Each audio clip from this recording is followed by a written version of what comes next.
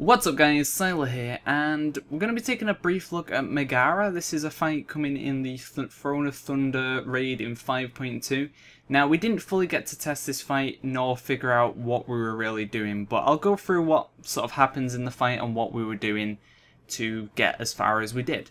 So, the fight will begin with 3 different heads. You'll have a fire head, a frost head, and a poison head, and those heads are always there. You won't have like 3 poison or 3 frost in the front, basically. You'll always have one of each type. Now, that doesn't mean you can't have multiple of each, but I'll explain that a little bit later on.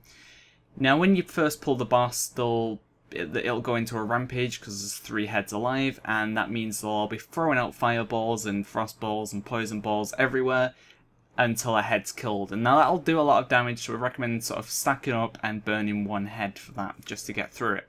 As soon as one head dies, the other 2 will then become tankable, and they'll start doing melee attacks, so you want to have your tanks ready to pick them up. As you can see, we have our blue tank facing it to the left hand side, our green tank facing it to the right hand side, and the raid in the middle. Now, they do stacking debuffs when they do breath, so your tanks will need to swap at some point before the stacks get too high. And when they're not rampaging, they do have different abilities. For example, the frost breath, the poison breath, things like that come into play, so you will need to keep that in mind. Now, when a head's killed, it'll do damage to Megaera, who isn't actually seen during the fight. It's kind of underground or under the sea. So the goal of the fight is basically to kill enough heads so that the boss dies, but you never actually get to see the boss. There isn't like a second phase where she comes up. It's just literally continuing to kill heads. Now, the problem is, when you kill a head, you get 2 heads back. So as you see, we've just killed a blue head, and a blue head will spawn in the background. So, and then another one, the other one will come back after we kill another one in the front.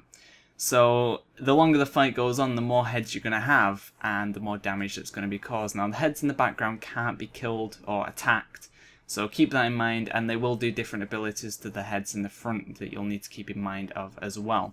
Now, when a head is killed after the first sort of, when there's 2 heads up and one's killed, another head will pop up. As you can see, the red one respawned, and they'll go into the rampage again. So during the rampage, stack up again, lasts for 20 seconds, and then spread out and do what you'd normally be doing. And that's pretty much really all we got to, kind of working around those tactics. But overall, it seems like quite a fun fight. As you can see, there's quite a lot of stuff going on. There's beams. As you'll see, I'll get a debuff in a minute, which is from the fire one, which basically, when is dispelled, it'll put a fire circle on the ground. So you want to move out when you get that, but it also causes damage over time as well. And you got the breaths to deal with, the tank swapping, the beams and things to avoid. So there is a lot going on in this fight, and it does seem like quite a hectic but fun fight. So as I said, this unfortunately isn't really a guide, just kind of a look at the fight if you weren't able to on the beta. So thanks for watching, guys.